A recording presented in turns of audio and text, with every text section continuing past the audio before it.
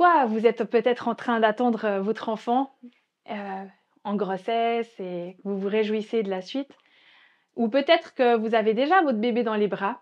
Et moi, je viens vous parler là d'un sujet qui vous dépasse peut-être actuellement. Mais si j'ai décidé de vous en parler aujourd'hui, c'est qu'il est d'une importance majeure et puis vous comprendrez un peu plus par la suite. Je vais vous parler de la contraception après la naissance de votre enfant. Alors attention, si vous attendez votre enfant, coupez pas la vidéo. Je pense que c'est quand même intéressant de l'écouter là maintenant. Et si vous avez votre bébé dans les bras, aussi n'éteignez pas la vidéo parce que c'est important de l'entendre là maintenant. Pour beaucoup de couples, à cet instant de la vie où vous venez d'avoir un enfant, où vous attendez votre enfant, c'est un sujet qui enfin n'est plus vraiment d'actualité. Malheureusement, de façon générale, on sait statistiquement, alors en Suisse, il y a des statistiques qui démontrent, on s'imagine toujours que les interruptions de grossesse, ça touche les jeunes qui découvrent la sexualité et puis qui ont peut-être eu un échec de contraception. Bon, déjà, pour tout dire, la contraception, c'est jamais sûr à 100%. La seule contraception fiable, c'est l'abstinence. Et ça, on le dit toujours pour rigoler, mais c'est vraiment vrai.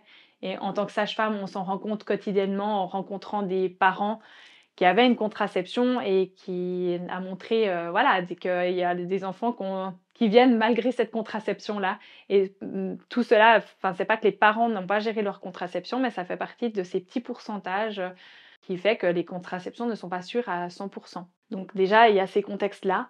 Et en fait, réellement, la statistique, elle montre que le 50% des interruptions de grossesse, elles ont souvent lieu peu de temps après la naissance d'un second enfant, de parents qui ont déjà un ou deux ou trois enfants, sur une grossesse qui était non planifiée et non désirée. Donc c'est pour ça qu'on vous en parle, parce qu'il y a beaucoup d'inconnus autour de ce sujet-là.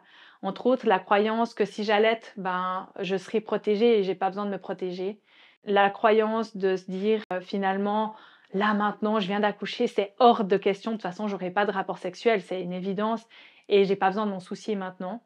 Toutes ces réalités de vie qui fait que tout d'un coup, on peut se sentir pris de court et puis que des situations non planifiées arrivent. Le but là, c'est que vous ayez suffisamment d'informations pour pouvoir prendre les bonnes décisions en couple par rapport à votre façon de voir les choses. Et pourquoi se poser la question avant d'attendre la reprise des rapports sexuels? C'est qu'en postpartum, on sait que les rapports sexuels, ils sont aussi assez spontanés. À la sortie de la maternité, plein de femmes disent ouais non mais bon merci de nous donner ces informations mais c'est hors de question. Là, j'arrive pas à me représenter avoir un rapport sexuel et puis c'est bien normal. Mais on sait aussi que juste après la naissance d'un bébé, il y a énormément de choses qui changent, que ça évolue très vite et tout d'un coup, peut-être, voilà, il y a la bonne fenêtre d'opportunité, il y a le bon moment qui fait que ben ça se prête et qu'il y a l'envie de part et d'autre d'avoir un rapport sexuel et là, c'est important d'avoir déjà réfléchi à la contraception parce que c'est là où la trop grande spontanéité pourrait jouer des tours.